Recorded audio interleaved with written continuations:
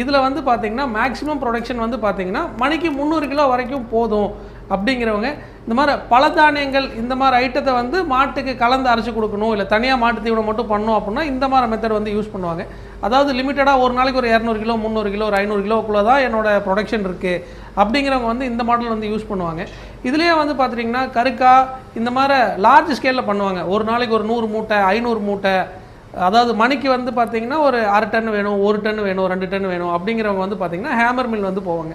Hammer mill வந்து பார்த்துட்டிங்கன்னா இதுதான் நம்மளோட ஹேமர் மில் செட்டப்புங்க. இது வந்து பார்த்துட்டிங்கன்னா 8க்கு 17 அப்படின்னு வந்து சொல்லுவோம். இதுலேயும் வந்து பார்த்துட்டிங்கன்னா ஸ்டார்டிங் 10 ஹெச்பியிலேருந்து அப் டு 120 ஹெச்பி 120 ஹெச்பி வரைக்கும் நம்மகிட்ட மாடல் இருக்குங்க.